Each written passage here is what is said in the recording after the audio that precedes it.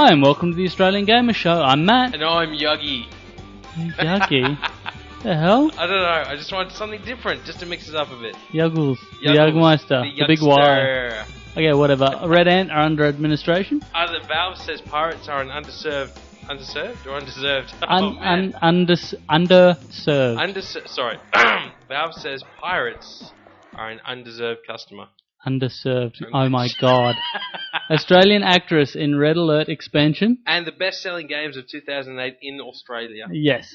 Well, we're going to jump straight back to the pirates. Underserved, yes. I'm getting it right. I know you are. But every time you get it right, you correct yourself. If you fuck it up, well, because you move on. Undeserved. I said undeserved before, and I kept saying it. And I expected to screw it up this time. Yes, and I didn't. So I'm quite impressed with myself. Well done. Yes, thank you. It's worth pointing out that we're referring to software pirates, not Somalian pirates. Arr. Well, they're not really the ones that... I was thinking something random the other day. Yeah, what's that? What is the pirate accent? They're pirates. Are they from Piradonia? Like, where geographically is pirate? No, actually, honestly, you know how like they do the R thing? Yar, me hearties, that's yar. A pirate. Arr. I actually think, honestly, I believe this comes from seasickness. Because most of the time, they're at sea, and they're probably sick. And they probably, how are you today? I'm really, you know, they're like, that sort of thing. Do you know what I mean? You honestly think that career sailors who've spent their lives at the sea and have salt in their veins get seasick? Well, I don't know if they're Korean. What? I don't know. What? You're talking about pirate accents, and I'm like, that's right. It's not because they're Korean. No. I'm not making sense, am I? Logically, as far as I can tell, it's some sort of area of England or of Europe in general, but I don't know where, and I find that interesting. Do you think there's such a thing as Australian pirates? Well, the software pirates, yes. No. Actual pirates living off the coast of Australia. Yeah, I reckon there are. I think there are too. They're all like Mick Dundee kind of. Do you think that's an Australian accent? I was about to say, actually, how does an Australian accented pirate sound? Probably like me trying to do a pirate accent. Yeah, probably. Arr, mate. Yeah. Well, that's what they say. I don't know. I'm confusing myself. I've asked me hearties, mate. Yeah, there we go. Put another fish on the Barbie on our just ship, pirate. Which will burn it down. That's just pirate. No, but to someone you're not doing Australian pirate. No, you are, yeah, but it's got to be relative to yourself. No, to someone that's listening to this that's international, they might be, oh wow, that's Australian. That Australian pirate. Sounds remarkably Australian. Exactly, because I am Australian and I am a pirate. Shiver me timbers, mate. Anyway, Valve, there was a game business law summit in Ireland. And Jason Holtman, I believe, from Valve, was talking to these guys, and because obviously Valve have Steam, where they give us games directly. They skip the whole publisher process. Yep. Apparently they make, okay, this might be the wrong figure, but I'm going to say it anyway, 99% of all the profits from their games. Now, you said this before to me when we were talking, and I tried to ask you questions, but you didn't understand the questions, so I'm going to use really small words. Do it. They make 90% of their profits. 90%, there you go.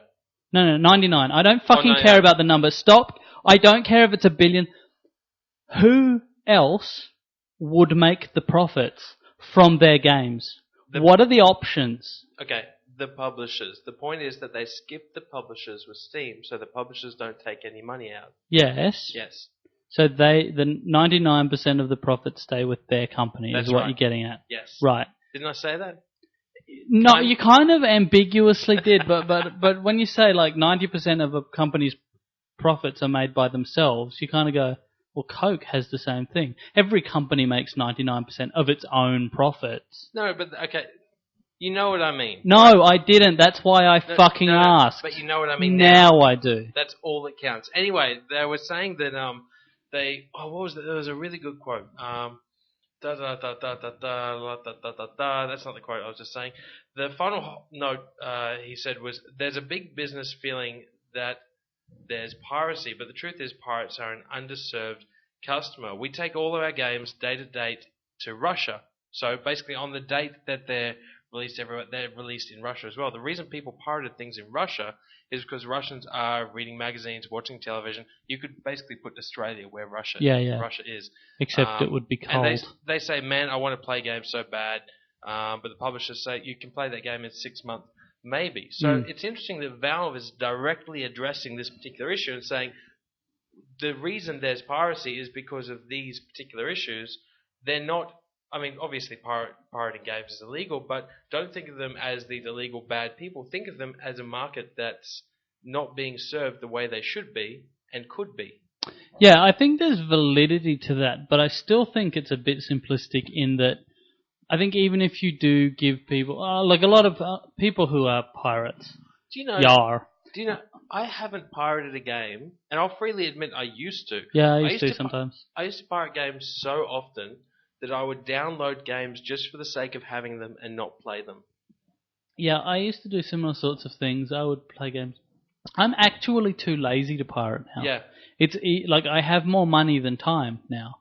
So it's... No. I'm not saying that makes me special. In fact, I'm saying that's quite common in older gamers, I think. We're time poor, but we have, disposable income. Yeah. Well, I mean, so going to the shop and, grabbing a game while we're out is easier than trying to fuck around on torrents for an hour and a half just to find something only to find it's not what you thought it was or get cracks or whatever. Well, that's valid, but one of the problems that they're addressing, and is totally valid as well, is that a lot of the time the games aren't out here. But then again, I usually won't pirate that game, I'll just import it. Yeah, well, that's another issue and another related issue, but... The other thing of interest is that, I mean, when I also, probably the last serious pirating I did, I had an Xbox, a modded Xbox. Yeah. I modded it very late I had it for 2 years, and then I decided to mod it and get a 200 gig hard drive and all that sort of thing. And I was like, yay, games, look at all these games. You know what I found? I didn't play them. Or I'd play them for 10 minutes and then get bored of them because there was value them. There was no worth to them. And I hear that a lot, especially with DSs as well. Yeah. Because DS games are such small,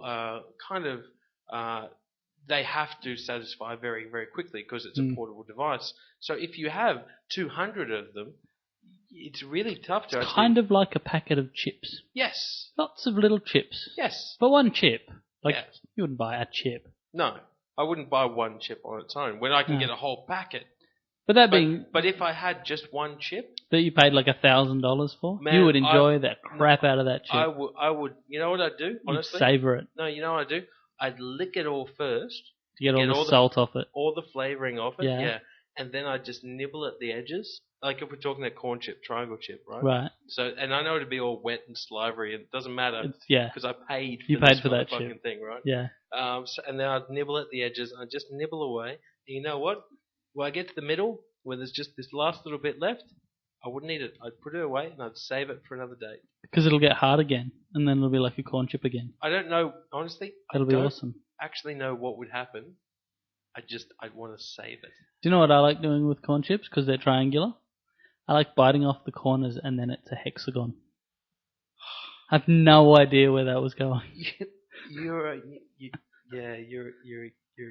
Yeah. You know. Well, we were talking about piracy, and yes, I think the point I was trying to make before is that I think there's still a core of pirates that are hardcore pirates. I love the word pirate. That's awesome. I know, it's awesome, but regardless, there are some people who you can serve them as much as they'll still get free games because they're free. That's true, but it is a market that is underserved in areas where the games aren't released at the same time. Yeah. I can understand that. But compare the US.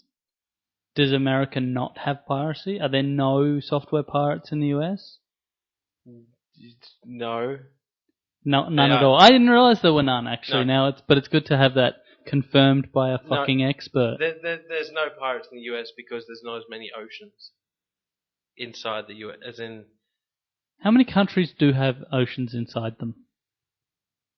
No. A little geography quiz for you there, Brainiac. Hey, let's move on to the next topic. Did we even cover that one? Yeah, I think we did. Really? We talked about pirates. We talked about. We made voices. We made noises. We made pirate sounds. We talked about licking chips. We talked about licking chips. We That's covered all the bases. That there, certainly was, I think, what the guy from Valve was trying to talk about was CCs.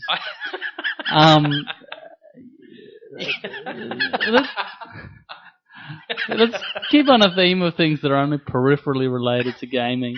Australian actress in Red Alert expansion. Yes, now this excites me very much. You didn't play Red Alert 3, did you? I stopped giving a crap about the entire RTS genre at some point. I'm not sure what that point was, but it was, I think, the point where stuff stopped running real well. Right, on your PC. Well, everything got 3D. Except, of course, World of Warcraft, but that's just a given. No, that works well. Yeah, of course it does. Otherwise, you'd have That's to fine. upgrade. Otherwise, I'd have to upgrade. Anyway, Holly Valance, who you might know from Neighbours, you might know from that naked film clip, you might know from that one episode of Entourage where she got her goods out. A bit, not much. Not as much as we would have liked. But just enough to, give us a tease. You might have known her from that dream I had about her. Right. But yeah, she's in there's an expansion pack for Red Alert 3. I think it's called Uprising. Yep. And she is one of the new characters in it. According to, I think it was, we got this from Eurogamer.net that broke it, which is kind of weird because she's an Australian actress. But anyway. Yeah. She's going to play Brenda Snow, a news journalist, investigating some research facility that might be doing dodgy business. Because frankly, all research facilities in a game like that are doing dodgy business. No one's ever researching the latest, cancer cure or trying to cure male pattern baldness or something like that. No. They're making weapons. Yes. Here's what I like the most about this particular story. Did you see that viral video that went around with the Hoff? Yes, I did. So it was an ad for Red Alert 3 with the Hoff, and they were basically using his cult branding, his little camp following. Yeah, which is great. Camp follower, interesting. Anyway, wasn't in the game. No, it was just one of those random things.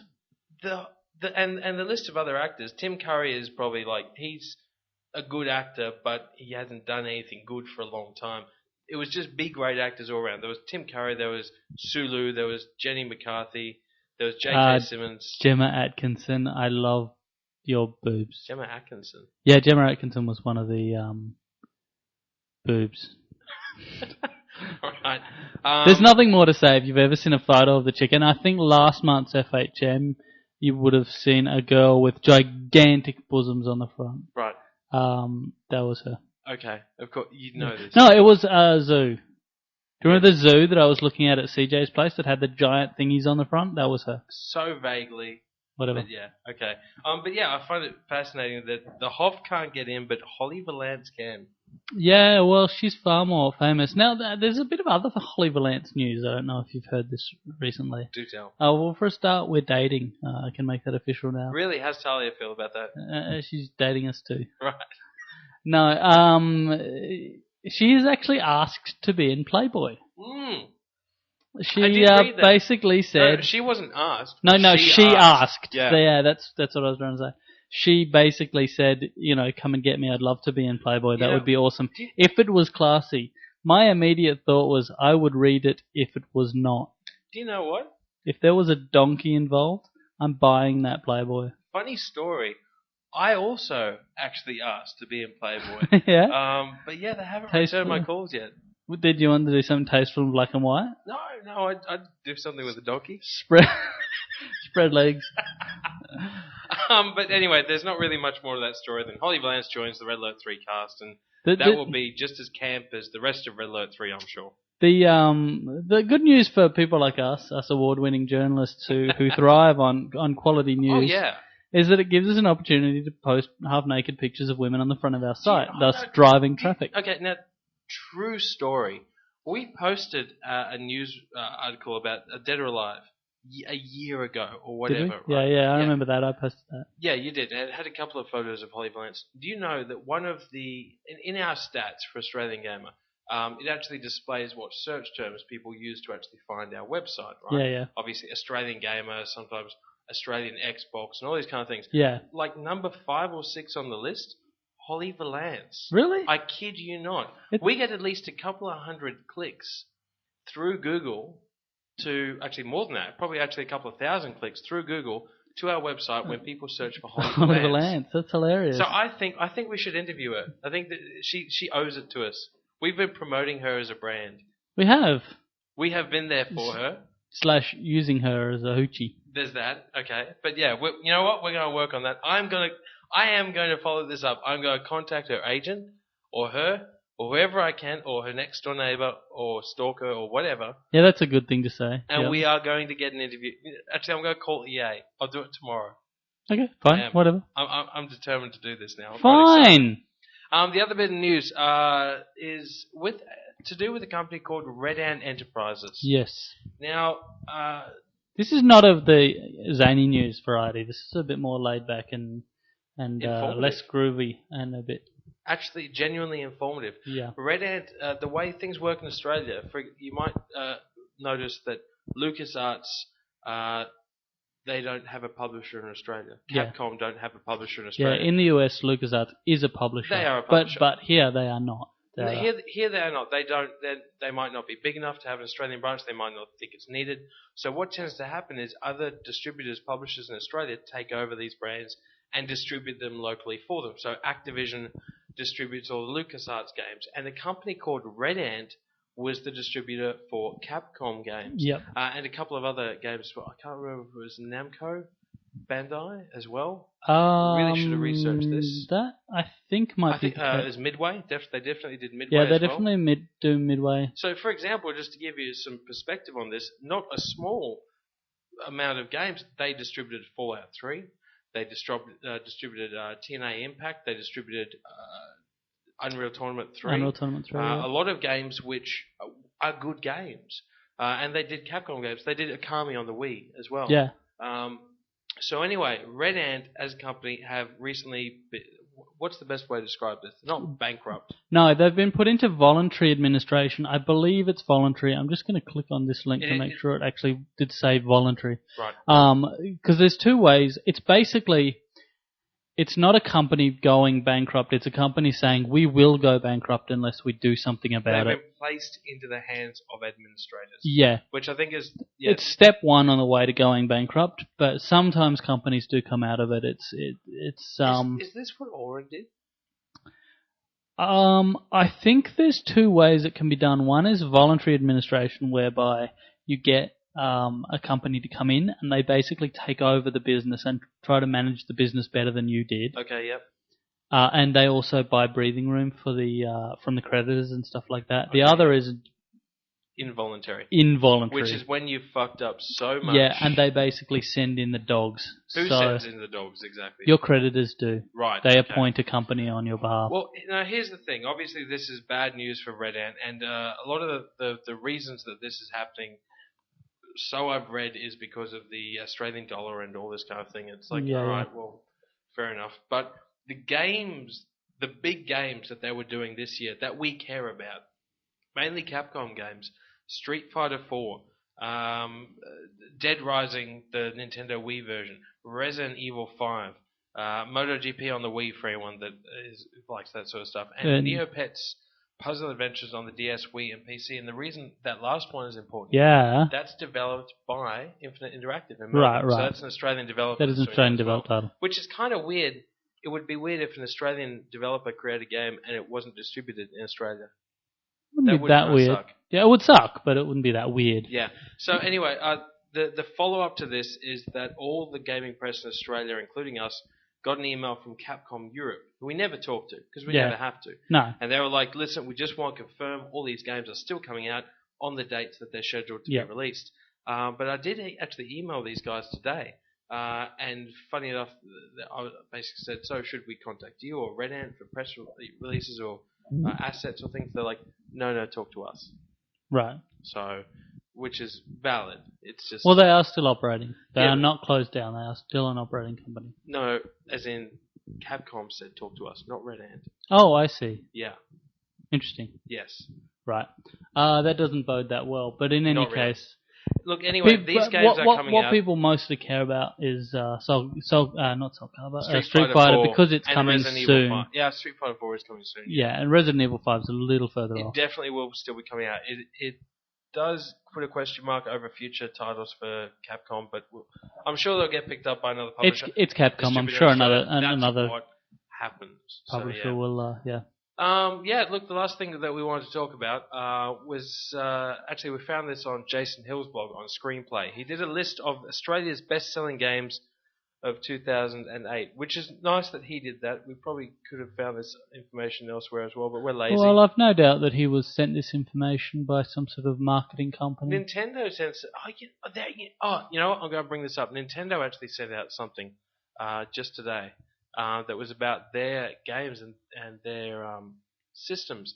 They say that the DS is the best-selling title of 2008, and the Wii sells 1 million in Australia. Yeah, the fastest console to break 7 digits in Australia, and well on its way to being the most successful console ever. And I think one of the big reasons for that is if you look at Australia's best-selling games of 2008, keep in mind as well, once again, I've probably got my figures slightly wrong, but I think it was the IEAA who brought out the recent figures of sales in Australia of video games. 2008. Okay, I'm so going to check this up and check on the forums afterwards just to make sure I've got this right. I'll make a post if I'm wrong. They were up like 58% over the year before. Yeah, Game sales this 2008 had increased so fucking much in Australia, it was nuts. Yeah, game sales in December alone was expected to rise a bit, but ended up rising by about 27%. Yeah. Just in December, which is always high, so there's not as much. It's kind of weird because there's this thing around the world. All these like EA and Sony and THQ, they're all making huge losses. They're dropping studios like they're hot because if they're hot, you drop them because you can't. I get it, and also it's rap, yeah. There's that, yeah. But on the flip side, they are actually making and selling more games than they ever have before. It's interesting that you can succeed and fail at the same time. I wonder why. I don't. Well, we talked about that last time. Really, a lot of these companies are quite diverse. Yeah, you're saying. You know, yeah. so. Anyway, the Australia's best-selling games of 2008, and I found this fascinating. Let's take it in turns. Let's alternate titles. Let's go from number 10 to number 1. Go from bottom to top. Okay, I did number with 10. Like I did with your mum. Okay, you need to stop the your mum jokes. Why? Not because I get offended with them, but because all, she possibly listens to this. Not out of bounds, so I'm fine with that. But because it's repetitive and it's unimaginative, and you need to think up some new material. Yeah, no. But the thing is, it's a classic. It's a classic that's old. It's old and well worn, like your mum. For fuck's sake. Number 10, Big Beach Sports on the Wii, which I think is a THQ game. Can I just say for the record, huh? What the fuck is that? I've never heard of that. It was a THQ distributed game. THQ did it. That's all I got. It's just normally a best, most popular of the year. Top 10 is one I've at least heard of. Big Beach Sports was, I think it was casual sports. So what? On the beach. Let me guess. Brilliant. It was big. I guessed that. So basically, it was a bunch of mini games and a title for the Wii. It was like awesome. That's new. It was Wii Play on the beach. Yeah, Wii Sports on the beach. Yeah, fair enough. So that's number 10 on the Wii. Super Smash Brothers Brawl on the Wii is number 9. Sorry. Okay. Number 8, Mario and Sonic: The Olympic Games on the Nintendo DS. Number 7, Dr. Kawashima's Brain Training. Dr. Kawashima's Brain Training on the Nintendo DS. Number 6, Grand Theft Auto 4 on the Xbox 360.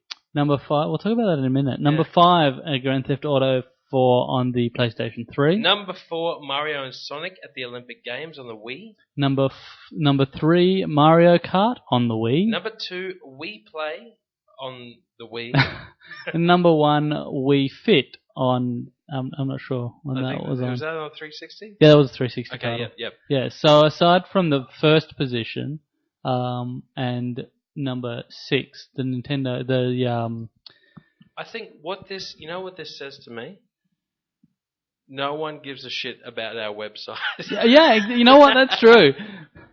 This is our influence here. This is what the buying public thinks of us. Because here's the thing to consider: Grand Theft Auto was the biggest selling game of all time around the world, internationally. Yeah. That not the biggest selling game, the biggest selling anything. Yeah. And yet in Australia, we chose Wii Fit over that. And you know what? I'm not even begrudging Wii Fit or Wii Play or Mario Kart. Well, actually, I am Mario Sonic in the Olympic Games personally, but it is quite remarkable to think that the biggest selling game, total title, was eclipsed by Wii Fit, Wii Play, Mario Kart, and Mario and Sonic on the Olympic Games. Like Mario, the biggest title wasn't even now. It's possible that each of those was just marginally above Grand Theft Auto 4, and that combined the two platforms would have eclipsed it. Surely. Do you know what I'm surprised isn't on this list? SingStar, Rock Band, Guitar Hero. Yeah, there's a point. Those games sold pretty well. I suppose the reason they're not on that list is because a lot of them are peripheral games and require a bit of an extra investment to actually play them. But they are just like Wii Fit. Good point. But very good, very absolutely very good point. But a lot of those games, the Guitar Heroes, I would see as mass media games as well. Yeah, well, I would too, but I think we might be underestimating the mass media. Like, it's easy to go, well, everyone we talk to on the forums is into Rock Band and Guitar Hero, yeah, blah, blah, blah, blah. And those games have huge mass market appeal and mainstream appeal. But there's a quiet mass market that just goes in, slips in and buys Wii Play and then slips out again. I think the other thing to consider here is that so many people have Wiis and have bought Wiis. And look, a million of them. A million of them, exactly. So they bought a Wii, they got Wii Play, they got Mario Sunshine, and then they're like, right, now what? And there are so little amount of first-party Nintendo games that do tend to come out. Yeah. The kind of people that play Wii Sports and stuff like that are the mass media people, are the kind of people that would buy Wii Fit and Wii Play. Yeah. I can totally see that. But if you've got a 360 or a PlayStation 3, you know what? You are spoiled for choice. In November last year, you had about 20 different games of which to choose from. Well, so I can I feel like the main consoles, the 360 and the PS3, were almost diluted with games. No, I think you're probably right in that respect, actually. November's a really good example of that. You look at something like Little Big Planet, which was a really big title for Sony. Yep. And had it been released by itself, probably would have been massive. But because there were so many other games, I think probably every game that came out at that time sold less than it possibly deserved to. I think it's actually disappointing, the Little Big Planet sales and figures and all that kind of thing. I'm disappointed it didn't do better than I thought it would. Yeah, no, I think it'll continue to sell solidly, though. That we've said that before, but it is quite remarkable to see just how many Wii games are on here. It's nuts. It's crazy. There is one other interesting bit of info on there that I think we were about to touch on before. Yeah. More PlayStation 3 sales for Grand Theft Auto 4 than Xbox 360. I know. I'm going to go with what the fuck. I don't think that's right, honestly. There are simply more consoles, and of the two platforms, the 360 version is the superior. Well, it's also the superior because it offers the eventual DLC. Which, funny enough, if you're listening to this, I'll put it up tonight. Tomorrow, Friday, I'm actually going to Rockstar to actually preview the new downloadable content. So that's cool. Hopefully on the weekend you'll see a report on that and what I think of that. So I'm looking forward to that. But that's not on the PlayStation 3. No, it's not. And in fact, I heard, what was it they paid to keep that exclusive? 17 million or 50 million? 15 million. I think it was 15 million. Okay. Actually, no, it could have been 50 million. It was either 50 million or 15 million or 17 million. Whatever it was, it was a lot. It was more than the development costs of most games.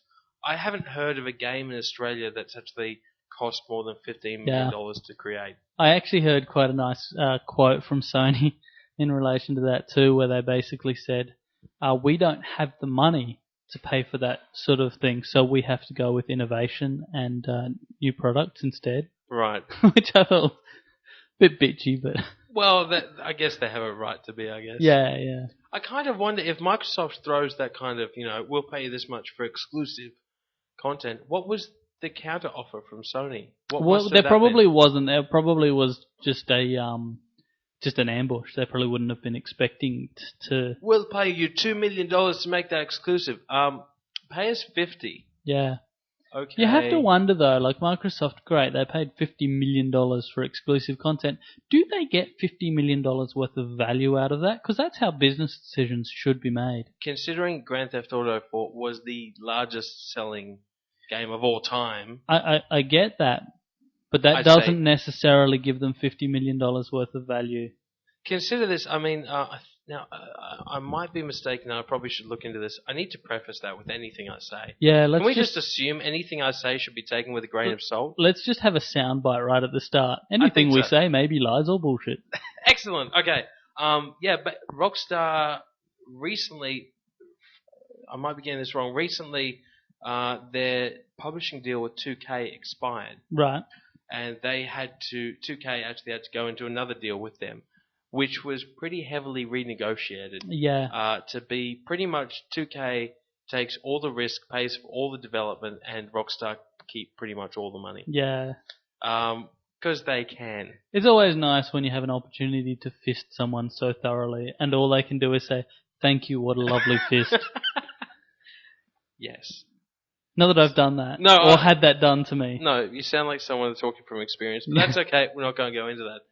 But yeah, that's pretty much Australia's best-selling games 2008. Yeah. I think the only thing we can say that to justify ourselves in that particular showing is that Wii Music was not in that list. Thank fucking God, Yeah, too. because that would have been embarrassing. You know, I mean, even at E-Games, it looked like the Nintendo presenters were in pain while they were actually playing it too. Yeah, You did could they see listen them, to they this? were Is this dying a gonna, little is this inside. going to bite us in the ass? No, Okay. it's not what they said. I just saw it in their eyes. No, I know, but yeah. I thought so anyway. I think anyone that actually had to forcibly play that game against their will. Yeah, I've spoken to quite a few people who played it, and Yeah. the reviews haven't been glowing. Wake me up before you go in MIDI. Yeah, badly. It was kind of indistinguishable. How do you do that? How anyway. Yeah, how do you take the soul from Wake Me Up Before You Go? I don't know, A actually. song with so much feeling and intensity. And that- gay. Gay. Alright, I think we're going to wrap it up for another week. Thank you everyone for tuning in. By the way, if anyone in Brisbane, I highly suggest you come out this Saturday night. Oracle, a team member from Sydney, is in town, and he's going to get boozed with a whole bunch of us down at Alhambra. And anyone in Nope. Sydney, No, Press Club. Press Club. Yep. Right, Moved. well, I don't care because I'm going to be in Sydney this Friday night getting absolutely shit-faced with the Sydney boys. So, by all means, I would love it. More the merrier. Everyone come join. Details on the forum. Details on the forum. Check it out, and we'll talk to you next week. Bye bye, people. See yous. I love your mums too. Quit.